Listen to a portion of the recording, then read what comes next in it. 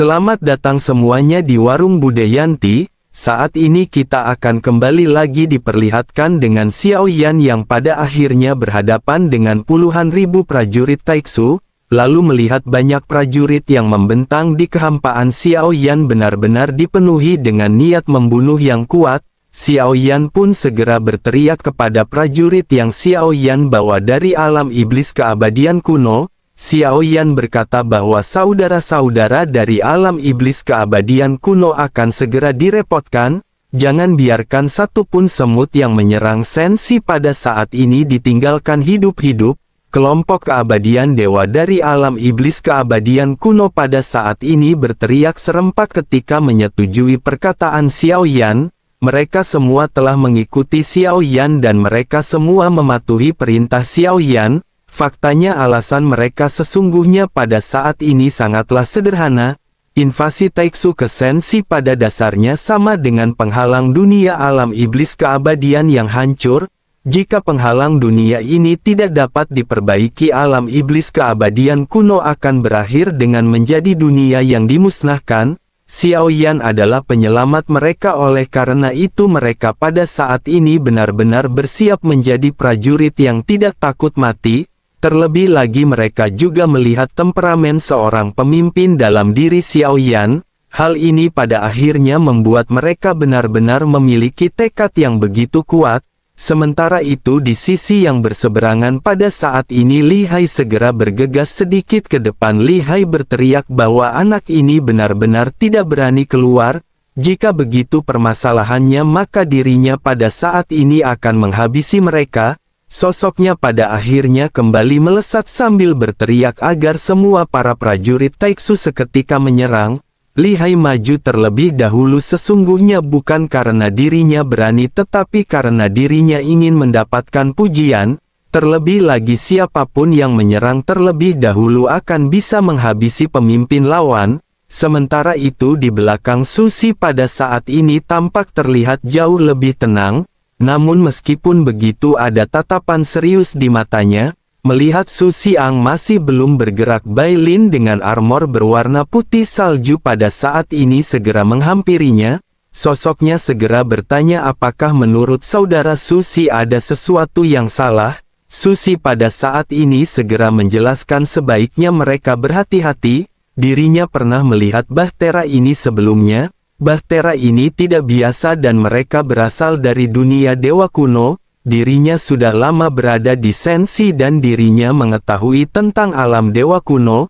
Mendengar hal ini Bai Lin pun seketika bergumam bahwa ini benar-benar sungguh sangat sial. Jika begitu permasalahannya dengan kekuatan Taiksu yang ada, jika seorang keabadian dewa yang kuat muncul, mereka tidak akan bisa menghadapi sosok-sosok ini. Mendengar hal tersebut Susi pun segera mengangguk dan pupil matanya pada saat ini menyusut. Sosoknya segera memerintahkan Bai Lin untuk pergi mencari bantuan. Bai Lin langsung mengerti apa yang pada saat ini dimaksud oleh Susi. Dirinya seketika segera berkata sebaiknya mereka pada saat ini pergi bersama-sama. Susi menggelengkan kepalanya dan berkata bahwa dirinya pada saat ini tidak bisa pergi. Jika dirinya pergi maka tidak akan ada yang bisa menghentikan sosok-sosok ini.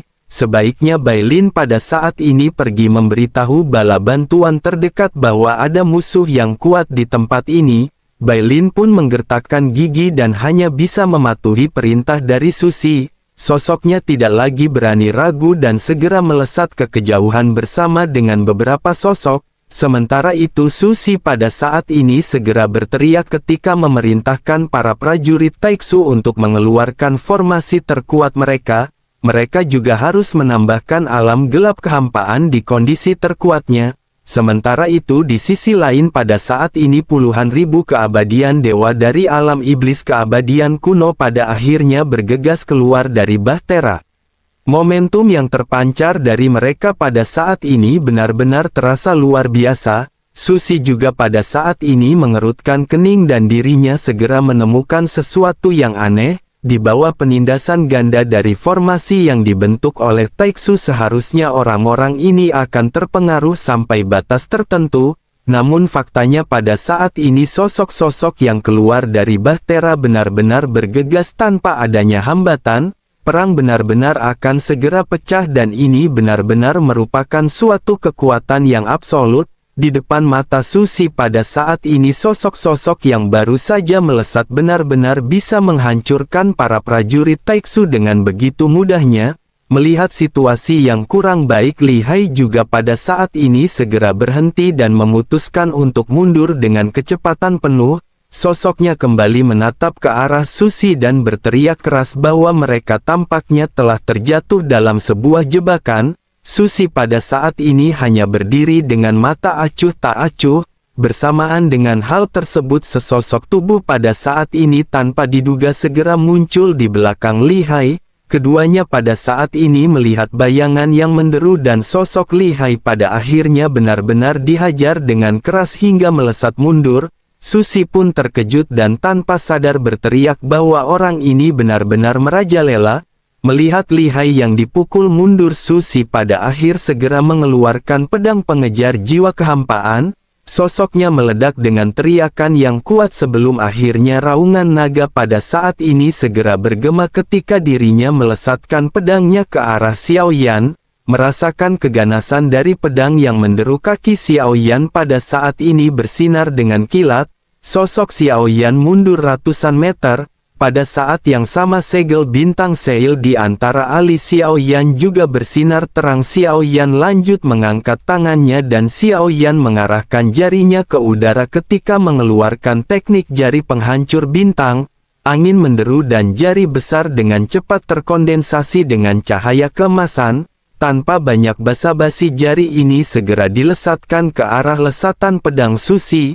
Keduanya seketika bertabrakan dengan sengit dan Susi pada saat ini memiliki ekspresi yang tampak serius. Namun meskipun begitu dirinya masih memiliki kepercayaan diri dengan kekuatan pedangnya. Sesaat kemudian suara pecah benar-benar datang dari jari penghancur bintang milik Xiao Yan. Tubuh pedang ini juga langsung menembus jari Xiao Yan. Lesatan pedang ini juga tanpa penundaan lagi langsung melesat menusuk ke arah Xiao Yan. Susi pun segera berteriak bahwa dirinya hanyalah seekor semut dan bahkan dirinya tidak bisa menangkap energi pedang milik Susi. Susi pada saat ini tampak memiliki kebanggaan dan berpikir tampaknya Xiao Yan tidak sekuat yang dirinya kira. Bersama dengan hal tersebut pada saat ini banyak orang dari alam iblis keabadian kuno yang seketika mengelilingi Susi. Melihat hal tersebut Xiao Yan melambaikan tangannya dan dengan tegas segera mulai berbicara. Xiao Yan berkata bahwa mereka bisa menyerahkan orang ini kepada Xiao Yan dan mereka hanya perlu menghabiskan orang lainnya. Begitu selesai berbicara Xiao Yan pada saat ini segera mengeluarkan pedang berat misterius miliknya dan kilatan petir di bawah kakinya mulai melesat. Xiao Yan menghindari serangan Susi sebelum akhirnya Xiao Yan segera melepaskan teknik yang bernama tebasan Qian Qiu. Xiao Yan mengeluarkan teknik tebasan pertama untuk berhadapan dengan Susi. Susi juga pada saat ini mengayunkan pedang pengejar jiwa penghancur kehampaan ke arah Xiao Yan. Keduanya kembali memulai bentrokan. Benturan di antara kedua belah pihak menyebabkan seluruh kehampaan pada saat ini berfluktuasi. Susi pada saat ini terus-menerus melambaikan kekuatan pedang yang semakin kuat ke arah Xiao Yan. Xiao Yan juga secara bertahap mengeluarkan lesatan kedua dari teknik pedang tebasan Qian Qiu. Xiao Yan tampak terlihat tenang ketika menghadapi sarkasme yang terus-menerus melonjak dari wajah Susi. Xiao Yan menyadari bahwa kekuatan Susi di hadapannya ini bahkan belum menerobos keabadian para dewa. Dengan kekuatan Xiao Yan pada saat ini tentu saja siapapun di bawah keabadian dewa tidak akan bisa menjadi ancaman bagi Xiao Yan. Itulah mengapa Xiao Yan pada saat ini tampak terlihat tenang ketika berhadapan dengan Susi. Xiao Yan juga tidak berniat untuk langsung menghabisi Susi di dalam pertempuran. Sementara itu di sisi lain setelah menerima serangan Xiao Yan, Li Hai segera menyadari ada yang tidak beres dan memutuskan untuk mundur ke lokasi Dewa Taiksu. Li Hai bergumam bahwa orang ini benar-benar terlalu kuat. Bagaimana mungkin ini bisa terjadi dan ini benar-benar sungguh sangat sial. Secara logika mereka semua seharusnya berada di medan perang utama utara. Mata Lihai dipenuhi dengan kepanikan terlebih lagi ketika dirinya melihat pertempuran antara Susi dengan Xiao Yan. Dirinya pada akhirnya memiliki tatapan licik di matanya dan dirinya segera mengerutkan kening. Sosoknya lanjut bergumam bahwa mereka benar-benar bukan tandingan sosok-sosok ini. Jika mereka terus tinggal di sini maka mereka akan berakhir dengan kematian. Dirinya harus segera pergi dan bertanya kepada jenderal terkuat yang bertanggung jawab atas kehampaan Laut Barat. Lihai pada akhirnya langsung mengendalikan Dewa Taiksu dan berniat untuk meninggalkan tempat ini. Lihai juga berteriak kepada Susi bahwa demi situasi keseluruhan Susi tidak bisa menyalahkan Lihai karena hanya dengan cara ini mereka akan bisa selamat. Mereka akan segera mengirim bantuan setelah mereka memberitahu Jenderal Meng Shen. Susi segera menyadari adanya yang tidak beres setelah mendengar teriakan dari Lihai. Dirinya tiba-tiba menoleh dan melihat ke arah lokasi Dewa Taiksu. Tanpa adanya Dewa Taiksu sebagai kartu truf mereka tidak akan memiliki kesempatan untuk bisa melarikan diri. Susi pun segera berteriak apakah sesungguhnya yang diinginkan oleh Lihai. Namun pada saat ini Lihai benar-benar telah mengendalikan Dewa Taiksu. Saat kehampaan berguncang Xiao Yan pun seketika sedikit mengerutkan kening. Xiao Yan memanfaatkan perhatian Susi yang terganggu dan Xiao Yan segera melesatkan teknik tebasan Qian Qiu yang ketiga. Ledakan pun seketika terjadi dengan serangan Xiao Yan yang pada akhirnya melesat ke arah Susi. Sementara itu Susi kembali tersadar dan memandang ke arah Xiao Yan yang melesatkan serangan. Dirinya lanjut mengangkat jarinya dan memerintahkan pedang pengejar jiwa untuk melesat ke arah serangan Xiao Yan. Benturan pada akhirnya kembali terjadi dan tabrakan sengit lainnya pada saat ini mengguncang kehampaan. Selanjutnya pada saat ini meskipun pedang pengejar jiwa kehampaan tampak terlihat kuat, retakan pada akhirnya muncul di tubuh pedang tersebut dan menyebar dengan cepat. Pedang ini seketika hancur menjadi beberapa bagian dan Susi pada saat ini mengerutkan kening. Selanjutnya Susi seketika mengeluarkan senjata lainnya dan sebuah pesawat ulang-alik yang muncul di depannya. Xiao Yan pada saat ini menyipitkan matanya dan Xiao Yan bisa merasakan adanya kebencian yang tidak ada habisnya seperti senjata Susi sebelumnya.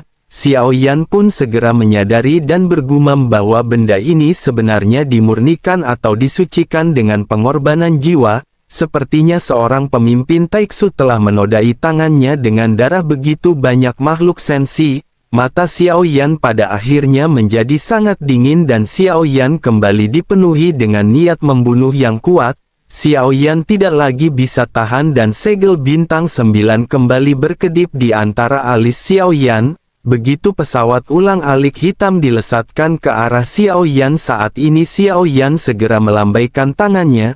Tubuh Xiao Yan bersinar dengan cahaya keemasan ketika Xiao Yan mengeluarkan teknik tubuh fantasi emas. Selanjutnya Xiao Yan melesatkan kelima jarinya menangkap pesawat ulang-alik. Ledakan pun seketika terjadi ketika kelima jari Xiao Yan terkepal dan pesawat ulang-alik ini benar-benar terlempar mundur. Xiao Yan juga pada saat ini langsung melesat dengan telapak kakinya dan guntur ekstrim seketika memindahkan Xiao Yan dengan begitu cepat. Xiao Yan tiba-tiba muncul di belakang Susi. Susi dengan panik pada saat ini segera mengeluarkan perisai kehampaan. Dirinya mencoba untuk menahan serangan yang pada saat ini dilesatkan oleh Xiao Yan. Tinju Xiao Yan saat ini juga tidak memberi Susi kesempatan untuk bertahan. Perisai yang dibentuk oleh Susi pada saat ini berubah menjadi ukuran yang sangat besar ketika berhadapan dengan tinju Xiao Yan. Namun perisai ini tidak bisa berhadapan dengan serangan Xiao Yan dan seketika hancur berkeping-keping. Susi juga pada saat ini menggertakkan giginya dan dirinya sekali lagi mengeluarkan harta karun yang pada akhirnya menyebabkan sosoknya bergerak hingga ribuan meter dalam sekejap. Xiao Yan mengerutkan kening dan bergumam bahwa dengan sumber dayanya Taiksu sesungguhnya dapat membuat begitu banyak senjata unik. Namun tidak peduli seberapa keras Susi menghindari Xiao Yan dengan guntur ekstrim yang dimiliki oleh Xiao Yan, pelarian seperti ini tidak akan ada artinya. Di sisi lain Susi pada saat ini mengutuk dengan keras atas apa yang dilakukan oleh Li Hai sebelumnya. Namun bersama dengan hal tersebut ada suara gemuruh di belakangnya dan Susi buru-buru berbalik dengan ketakutan di matanya. Susi pada saat ini tidak lagi memiliki kesombongan seperti sebelumnya dan dirinya tampaknya ingin bernegosiasi dengan Xiao Yan. Susi pun berkata bahwa jika dirinya berani mengambil tindakan dirinya pasti tidak akan bisa keluar dari tempat ini. Mendengar hal tersebut Xiao Yan pada saat ini berbisik di telinga Susi bahwa dirinya terlambat. Selanjutnya sosok Xiao Yan kembali berpindah dan telah berada di hadapan Susi. Tinju Xiao Yan dilesatkan dan langsung mengenai perut Susi. Susi pun dengan cepat bereaksi dan Void God Armor di tubuhnya juga merasakan adanya ancaman. Sebuah perisai pada saat ini terbentuk dari Void God Armor ketika berhadapan dengan tinju Xiao Yan. Ledakan pun seketika terjadi dan terdengar suara teredam diiringi dengan suara pecah dan erangan teredam Susi. Kekuatan ini menyebabkan perisainya hancur dan dampaknya tidak bisa ditahan oleh Susi. Dampak benturan ini juga tidaklah ringan. Susi merasakan adanya krisis hidup dan mati dan sosoknya tiba-tiba bergerak. Cahaya hitam muncul di tangannya menyebabkan sosok Susi berteleportasi ribuan meter jauhnya. Xiao Yan pada saat ini terus-menerus mengejar Susi membuat Susi tidak mungkin untuk bisa melarikan diri. Xiao Yan juga pada saat ini menyipitkan matanya dan bergumam bahwa Void God Armor mereka telah menjadi semakin kuat lagi. Pukulan Xiao Yan benar-benar gagal melukai orang ini secara serius. Sementara itu di sisi lain melihat Xiao Yan yang terus-menerus mengejar Susi, dirinya pada akhirnya berteriak ketika mengaktifkan formasi lagi. 9 bola cahaya ungu kehitaman tiba-tiba muncul di udara tipis dan kekuatan dahsyat tiba-tiba menyelimuti Xiao Yan. Hal ini menyebabkan sosok Xiao Yan tiba-tiba sedikit membeku. Susi pun bergumam untungnya dirinya pada saat ini masih memiliki formasi ini. Formasi ini akan menjebaknya setidaknya selama 10 tarikan nafas. Hal ini sudah cukup bagi Susi untuk melesat pergi menjauh dari pusat pertempuran. Namun begitu kata-katanya terdengar, pupil mata Susi seketika gemetar. Dirinya melihat sekeliling di mana para prajurit Taiksu semuanya benar-benar telah dimusnahkan. Susi tidak menyangka bahwa semuanya benar-benar bisa dilakukan dengan begitu cepat. Ada puluhan ribu prajurit Taiksu dan ini bukanlah prajurit Taiksu biasa. Mereka memiliki kekuatan keabadian dari Void God Armor yang mereka gunakan. Susi menggertakkan giginya sebelum akhirnya sosoknya tiba-tiba merasakan krisis lagi. Susi pun hanya bisa tertegun dan tidak lagi bisa karena dipenuhi dengan keterkejutan. Dirinya juga seketika menyadari bahwa Xiao Yan pada saat ini benar-benar bisa lolos dari formasi pengekangan miliknya. Hal ini membuatnya semakin takut. Susi pun bertanya-tanya bagaimana mungkin semua ini bisa terjadi dan bagaimana orang ini bisa melepaskan diri dengan begitu cepat dari formasi Susi. Bersamaan dengan Susi yang pada saat ini melongo, sebuah suara juga terdengar di belakang telinga Susi. Suara tersebut bersumber dari Xiao Yan ketika bertanya sebaiknya dirinya menceritakan tentang Taiksu. Susi seketika merasa benar-benar diliputi dengan aura kematian, tetapi dirinya tidak berani meninggalkan posisinya. Dirinya tidak lagi memilih untuk melarikan diri karena dirinya tidak lagi memiliki kesempatan sama sekali. Susi dengan getir hanya bisa balik bertanya siapakah sesungguhnya sosok ini. Begitu selesai berbicara pada saat ini bisa merasakan adanya telapak tangan yang menekan kepalanya. Krisis hidup dan mati juga pada saat ini tiba-tiba menyelimuti tubuh Susi. Xiao Yan pada saat ini segera berkata sebaiknya dirinya pada saat ini memberikan jawaban yang benar. Xiao Yan pada saat ini ingin tahu berapa banyak bala bantuan yang ada di sekitar Susi. Susi tidak berani menyembunyikan informasi apapun dan berkata bahwa pada saat ini ada orang jenderal. begitu dirinya selesai berbicara kepalanya seketika meledak dan hanya menyisakan tubuh tanpa kepala di hadapannya. Jiwa Susi juga tiba-tiba menjerit mencoba keluar dari tubuh dan melarikan diri. Xiao Yan pada saat ini dengan acuh tak acuh bergumam bahwa tidak banyak prajurit Taiksu yang memiliki jiwa. Jika begitu permasalahannya, maka orang ini dapat dianggap sebagai salah satu dari sedikit orang yang hidup. Kekuatan spiritual Xiao Yan yang berada di keadaan di pada saat ini segera menyelimuti Susi untuk menggunakan teknik pencarian jiwa.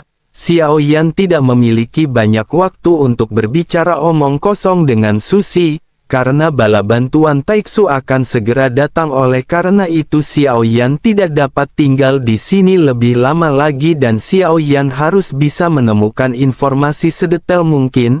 Xiao Yan pun segera kembali fokus pada proses pencarian jiwa dan sesaat kemudian Xiao Yan mendapatkan ingatan yang sangat terbatas dari jiwa Susi. Jelas Taiksu telah memblokir ingatan mereka semua, oleh karena itu Xiao Yan hanya mendapatkan sedikit informasi. Xiao Yan menghela nafas dan bergumam, ternyata Jenderal Meng Shen merupakan orang yang terkuat yang berada di wilayah ini. Selanjutnya Xiao Yan pada saat ini segera mengeluarkan Gou Yan dari lengan bajunya. Susi sepertinya tidak pernah menyangka hingga kematiannya bahwa formasi yang telah dirinya atur sebelumnya telah dihancurkan hanya dengan sekelebat mata oleh kekuatan Gou Yan. Dengan begitu maka formasi ini benar-benar tidak terlalu berpengaruh kepada Xiao Yan. Begitu Xiao Yan mengeluarkan Gou Yan, Xiao Yan pada saat ini segera meraih tubuh Susi dan mulai terbang kembali. Xiao Yan melihat sekeliling dan Xiao Yan segera meminta Gou Yan untuk menghapus semua segel perlindungan Void God Armor.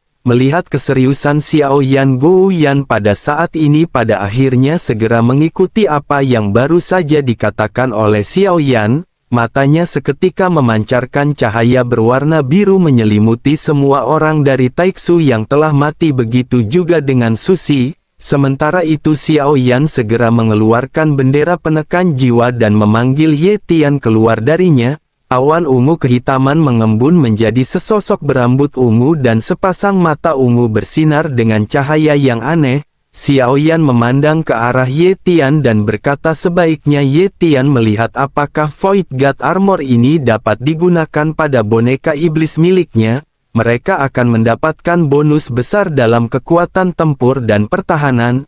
Ye Tian tidak mengetahui apakah itu Void God Armor dan dirinya segera melihat ke arah bola hitam yang seperti cairan yang tergantung di sekelilingnya.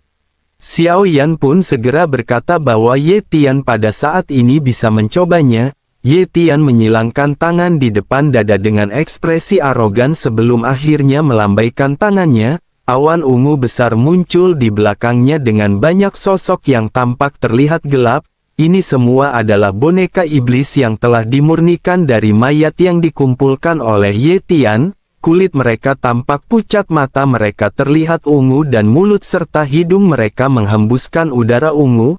Melihat pemandangan ini orang-orang kuat dari alam iblis keabadian kuno di sekitar menunjukkan kengerian di mata masing-masing. Mereka semua dengan jelas bisa merasakan fluktuasi yang besar dari sosok-sosok tersebut.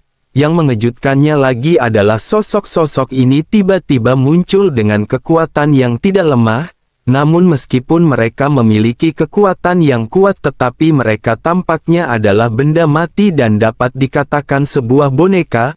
Pada akhirnya Void God Armor yang ada di sekitar yang telah dipatahkan segelnya oleh Gou Yan diintegrasikan ke dalam setiap sosok yang dikeluarkan Ye Tian.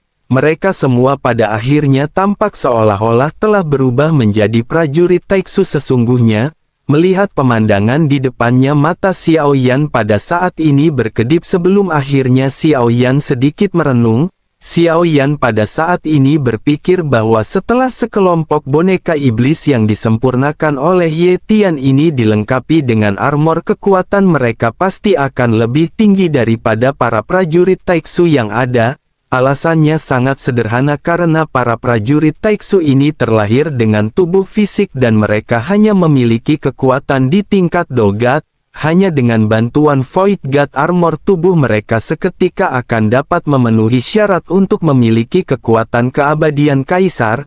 Namun boneka Yan ini berbeda karena mereka awalnya adalah keabadian kaisar. Dengan Meng Void God Armor dapat dikatakan hal ini akan membuat kekuatan tempur mereka menjadi semakin kuat.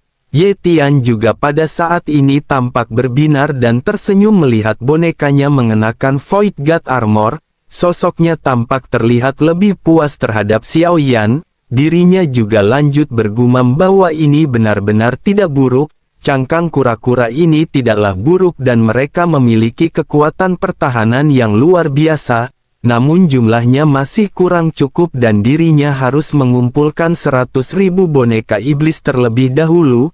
Ye Tian pun segera melambaikan tangannya dan berniat untuk pergi meninggalkan Xiao Yan.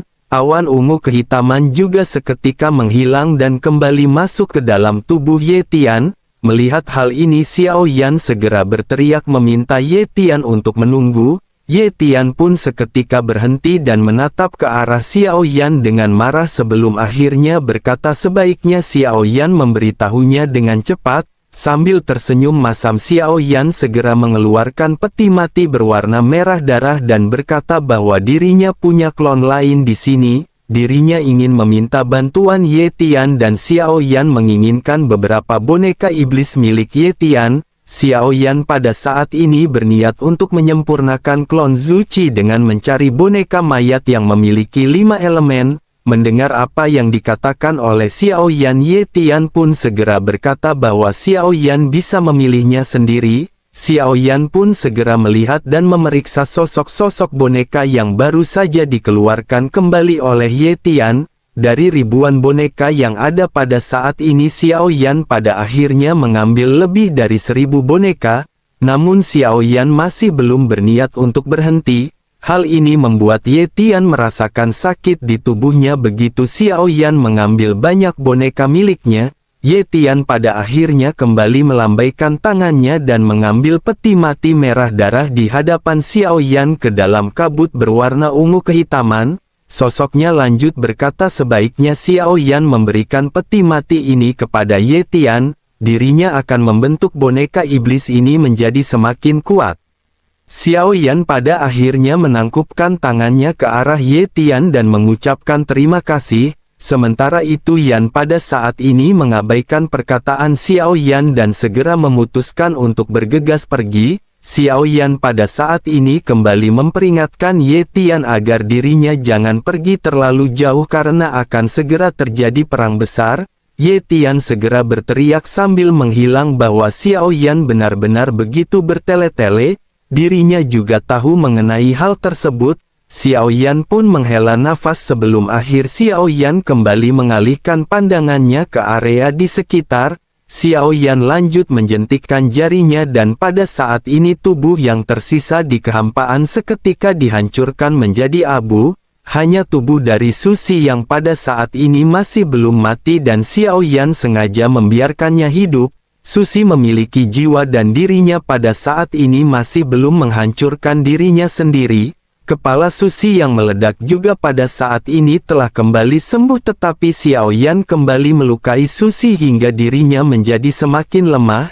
Xiao Yan pada saat ini menyipitkan matanya dan bergumam bahwa Xiao Yan tentu saja ingin menggunakan darah dan jiwa Zuci untuk memberikan penghormatan kepada ribuan makhluk hidup sensi di kehampaan Laut Barat yang telah mati. Begitu selesai berbicara Xiao Yan mengeluarkan banyak pil racun dan mengubahnya menjadi cairan sebelum akhirnya secara paksa memasukkannya ke dalam tubuh Susi. Xiao Yan lanjut mengeluarkan rantai besi dan menggantung tubuh Susi di bahtera. Xiao Yan membiarkan tubuh Susi membusuk akibat racun dan Xiao Yan tidak menanggapi teriakan Susi. Susi tidak lagi menggunakan Void God Armor dan dirinya akan dapat dengan mudah ditekan oleh siapapun di dalam bahtera tanpa Xiao Yan mengambil tindakan. Xiao Yan pada saat ini bergumam bahwa kematian merupakan hal yang mudah. Namun Xiao Yan pada saat ini ingin orang-orang Taiksu ini hidup lebih buruk daripada kematian. Begitu selesai bergumam, Xiao Yan berteriak perlahan kepada para prajurit dari alam iblis keabadian kuno bahwa mereka akan segera bergerak. Sementara itu di sisi lain di sebuah kehampaan terlihat ada pasukan Taiksu yang ditempatkan di kehampaan ini. Ada beberapa dewa Taiksu yang merupakan kekuatan terkuat Taiksu yang ditempatkan di tempat ini. Sosok Bailin juga pada saat ini telah tiba dan dirinya segera melaporkan semuanya dengan ekspresi cemas. Begitu menerima laporan ini, sosok yang bernama Jenderal Meng Sen pada akhirnya bergumam bahwa ini sungguh sangat menarik. Dirinya ingin melihat betapa beraninya seseorang muncul di kehampaan Laut Barat dan memprovokasi Taiksu. Kumpulkan semua komandan di kehampaan Laut Barat karena mereka harus mengepung dan menekan musuh-musuh ini. Begitu perkataannya terdengar pada saat ini tiba-tiba Li Hai datang. Bailin pun terkejut melihat sosok Li Hai yang kembali. Dirinya pun segera bertanya di manakah Komandan Susi. Li Hai dengan mata merah segera berkata bahwa situasinya mendesak dan musuh bukanlah sesuatu yang bisa mereka tangani. Agar mereka bisa selamat, Komandan Susi pada akhirnya memerintahkannya untuk mundur. Bailin segera menatap ke arah Li Hai dengan dingin karena dirinya tahu betul karakter seperti apa yang dimiliki oleh Li Hai. Sementara itu Li Hai pada saat ini segera menghadap kepada Jenderal Meng Sen dan berkata bahwa dirinya benar-benar ingin meminta tolong kepada Jenderal Meng Sen. Dirinya berharap Jenderal Meng Sen mengambil tindakan karena mereka harus memusnahkan semua orang ini. Sosok Jenderal Meng Sen pada saat ini sedikit mengangguk mendengar apa yang baru saja dikatakan oleh Li Hai. Selanjutnya sosoknya menatap ke arah kejauhan dan bergumam bahwa awalnya jutaan pasukan ini akan dikirim ke garis depan. Ini adalah waktu yang tepat untuk memberitahu Sensi bahwa Taiksu akan melesatkan serangan terakhir terkuat mereka.